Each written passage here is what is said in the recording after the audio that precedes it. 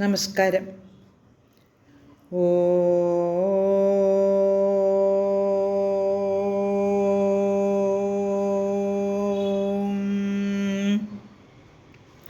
ഓ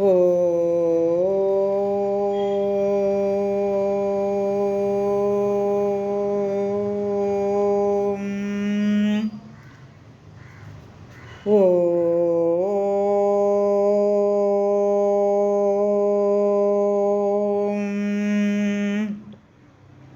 സർവമംഗളമംഗല്യേ ശിവേ സർവാർത്ഥസാധികേ ശരണ്യേ ത്രയംബകേ ഗൗരി നാരായണി നമോസ്തുതേ. ഓം മഹാദേവ്യൈ നമഃ. ശ്രീമദ് ദേവി ഭാഗവതം പ്രഥമസ്കന്ധം അധ്യായം 14 തുടങ്ങാം.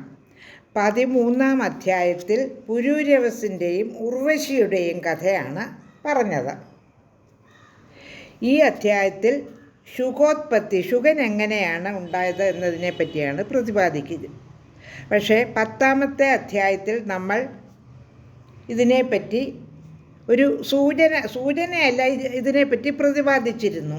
വ്യാസൻ തപസ് ചെയ്തപ്പോൾ ഒരു പുത്രൻ ഉണ്ടാകണമെന്നുള്ള ആഗ്രഹമുണ്ടാകുന്നു. അപ്പോൾ അവിചാരിതമായി ഘൃതാജ്യ അവിടെ പ്രത്യക്ഷപ്പെടുന്നു. ഘൃതാജ്യയെ സ്വീകരിക്കണോ വേണ്ടയോ എന്ന് വ്യാസൻ സംശയിക്കുന്നു. ഒടുവിൽ അവളിൽ ഇഷ്ടം തോന്നിയിട്ട് ഒരു പുത്രൻ ജനിക്കുന്നു. ഇതൊക്കെ 10-ാം അധ്യായത്തിൽ പ്രതിപാദിച്ചിരുന്നതാണ്. ഇപ്പോൾ വീണ്ടും ശുകോത്പത്തിയെപ്പറ്റി ഒന്നുകൂടി വിസ്തരിച്ച് പറയുകയാണ് സൂതൻ ഋഷിമാരോട്. അഥ ചതുർദശോധ്യായഃ ശുകോത്പത്തി. സൂത ഉവാച. ശ്ലോകം 1. ദൃഷ്ട്വാ താപസി താപാഗിം വ്യാസഛിന്താപരോഭവത് കിം കരോതി ന മേ യോഗ്യ ദേവകന്യേയമപ്സരാഃ. ആ സുന്ദരിയായ ഘൃതാജ്യയെ കണ്ടിട്ട് വ്യാസൻ ചിന്താപരനായി തീർന്നു. ഞാൻ എന്തു ചെയ്യട്ടെ? ദേവകന്യകയായ ഈ അപ്സരസ് എനിക്ക് അനുരൂപയല്ലല്ലോ. ശ്ലോകം 2.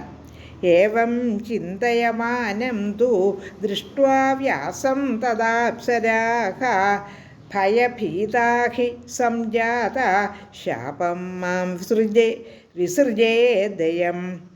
ഇങ്ങനെ ചിന്തിച്ചുകൊണ്ടിരിക്കുന്ന വ്യാസനെ കണ്ടിട്ട് ആ അപ്സരസ് ഇദ്ദേഹം ശപിക്കുമല്ലോ എന്ന ഭയം ബാധിച്ചവളായി തീർന്നു. ശ്ലോകം 3. സാ കൃത്വാഥ ശുകീരൂപം നിർഗതാ ഭയവിഹ്വലാഃ കൃഷ്ണസ്തു വിസ്മയം പ്രാപ്തോ വിഹംഗിം താം വിലോകയൻ. അവൾ ഒരു പെൺതത്തയുടെ രൂപം കൈക്കൊണ്ട് ഭയപ്പെട്ട് പറന്നുപോയി. ആ പെൺപക്ഷിയെ നോക്കിക്കണ്ട വ്യാസൻ അധികം വിസ്മയാധീനനായി തീർന്നു. ശ്ലോകം 4. കാമസ്തു ദേഹേ വ്യാസസ്യ ദർശനാദേവ സംഗതഃ മനോതി വിസ്മിതം ജാതം സർവഗാത്രേഷു വിസ്മിതഃ.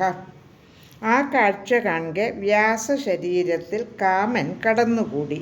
മനസ്സ് അത്യധികം ക്ഷോഭിച്ചു. ശരീരം മുഴുവൻ രോമാഞ്ചമുണ്ടായി. ശ്ലോകം 5. സതു ധൈര്യേണ മഹതാ നിഗൃഹ്ണൻ മാനസം മുനിഃ ന ശശാക നിയന്തും ച സവ്യാസ പ്രസൃതം മനഃ. വലിയ ധൈര്യത്തോടെ മനസ്സിനെ അടക്കാൻ ആ മുനി ശ്രമിച്ചെങ്കിലും പിടിവിട്ടുപോയ അതിനെ അടക്കാൻ അദ്ദേഹത്തിന് കഴിഞ്ഞില്ല. 5 ശ്ലോകമാണ് പാരായണം ചെയ്തത് 14-ാം അധ്യായത്തിൽ. ലോകാ സമസ്ത സുഖിനോ ഭവന്തു.